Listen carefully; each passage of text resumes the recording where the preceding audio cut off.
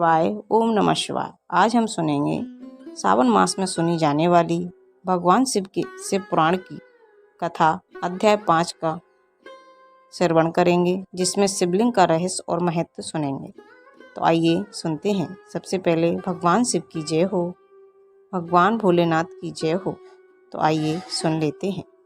सूत जी कहते हैं, हे शौनक जी, श्रवण कीर्तन और मनन जैसे साधनों को करना प्रत्येक मनुष्य के लिए सुगम नहीं है। इसके लिए योग्य गुरु आचार्य चाहिए। गुरु मुख से सुनी हुई वाणी मन की शंकाओं को दूर करती है। गुरु मुख से सुने शिव तत्व द्वारा शिव के रूप स्वरूप के दर्शन और गुण अनुवाद में रसानुभूति होती है, तभी भक्त कीर्तन कर पाता है। यदि ऐसा कर पाना संभव ना हो तो मोक्षार्थी को चाहिए कि वह भगवान शंकर के शिवलिंग एवं मूर्ति की अपना करके रोज उनकी पूजा करे। उसे अपना कर वह इस संसार सागर से तर सकता है। संसार सागर पर होने के लिए इस तरह की पूजा आसानी से भक्ति पूर्वक की जा सकती है। अपनी शक्ति एवं सामर्थ्य के अनुसार धनराशि से शिवलिंग या शिव मूर्ति की स्थापना करें और उसकी पूजा करें। मंडप, गोपुर, तीर्थ, मठ एवं क्षेत्र की स्थापना कर उत्सव का आयोजन करना चाहिए तथा पुष्प, धूप, वस्त्र, गंध, दीप तथा पुआ और तरह तरह के भोजन नैवेद्य के रूप में अर्पित करना चाहिए। शिव जी ब्रह्म रूप और निष्कल अर्थात कल रहित भी हैं और कला सहित भी। मनुष्य इन दोनों स्वरूपों की पूजा करते हैं। शंकर जी को ही ब्रह्मा पदवी प्राप्त है। कल पूर्ण भगवान शिव की मूर्ति पूजा भी मनुष्य द्वारा की जाती है और वेदों में भी इस तरह की पूजा की आज्ञा दी गई है। सनत कुमार जी ने पूछा, ये नंदीश्वर पूर्व काल में उत्पन्न हुए शिवलिंग पर अर्थात मूर्ति की उत्पत्ति के संबंध में आप हमें विस्तार से बतलाइए।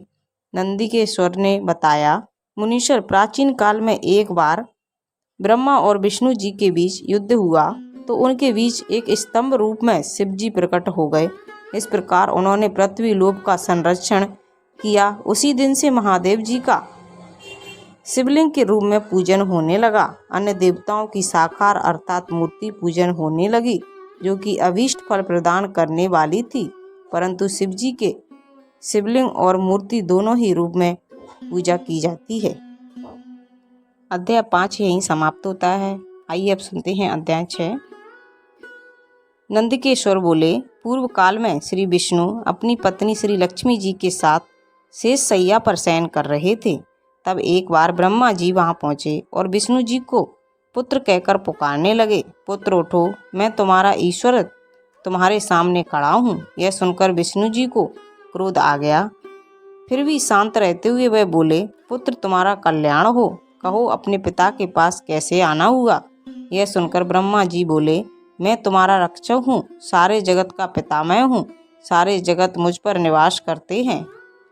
तू मेरी नाभि कमल से प्रकट होकर मुझसे ऐसी बातें कर रहे हो। इस प्रकार दोनों में विवाद होने लगा। तब वे दोनों अपने प्रभु कहते कहते एक दूसरे का वध करने को तैयार हो गए। हंस और गरुड़ पर बैठे दोनों परस्पर युद्ध करने लगे। ब्रह्मा जी के वक्ष स्थल में विष्णु जी ने अनेकों अस्त्रों का प्रहार करके उन्हें व्याकुल कर दिया। इससे कुपित हो ब्रह्मा जी ने भी पलटकर भयानक प्रहार किए। उनके पारस्परिक आघातों से देवताओं में हलचल मच गई। वह घबराए और त्रिशूलधारी भगवान शिव के पास गए और उन्हें सारी व्यथा सुनाई। भगवान शिव अपनी सभा में उमा देवी सहित सिंहासन पर विराजमान थे और मंद मंद मुस्कुरा रहे थे। यहाँ पर 6वां अध्याय समाप्त होता है। आइए अब सुनते हैं अध्याय 7। तब महादेव जी बोले, पुत्रों, मैं जानता हूँ कि तुम ब्रह्मा और विष्णु के परस्पर युद्ध से दुखी हो। तुम डरो मत, मैं अपने गणों के साथ तुम्हारे साथ चलता हूँ। तब भगवान शिव अपने नंदी पर आरूढ़ हो देवताओं के साथ विष्णु धाम को चल दिए। वहां छिपकर वह ब्रह्मा विष्णु के युद्ध को देखने लगे। उन्हें जब यह ज्ञात हुआ कि वह दोनों एक दूसरे को मारने की इच्छा से महेश्वर और पशुपत अस्त्रों का प्रयोग करने जा रहे हैं, यह सुन वे युद्ध को शांत करने के लिए अग्नि के तुल्य एक खम्भे के रूप में ब्रह्मा और विष्णु के बीच में खड़े हो गए। महाअग्नि के प्रकट होते ही दोनों के अस्त्र स्वयं ही शांत हो गए। अस्त्रों को शांत होते देख ब्रह्मा और विष्णु दोनों कहने लगे कि इस अग्नि स्वरूप स्तंभ के बारे में हमें जानकारी करनी चाहिए। दोनों ने उसकी परीक्षा लेने का निर्णय किया। तब भगवान विष्णु ने शुक्र रूप धारण किया और उसको देखने के लिए नीचे धरती पर चल दिए।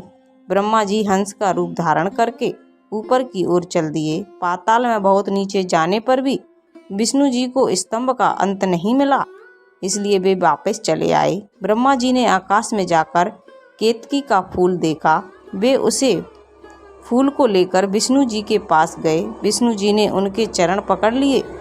ब्रह्मा जी के छल को देखकर भगवान शिव प्रकट हुए। विष्णु जी की महानता से शिव प्रसन्न होकर बोले, हे विष्णु जी, आप सत्य बोलते हैं, इसलिए मैं आपको अपनी समानता का अधिकार देता हूँ। अध्याय 7 यहीं समाप्त होता है। अगर ये अध्याय आपको अच्छे लगें प्लीज़ चैनल को लाइक शेयर सब्सक्राइब कीजिए, साथ में बेल आइकन को ऑन कर लीजिए ताकि जब भी लेटेस्ट वीडियो अपलोड करें उसकी जानकारी सबसे पहले आप तक पहुँचे। और कमेंट में ओम नमः शिवाय अवश्य लिखिए। Thank you.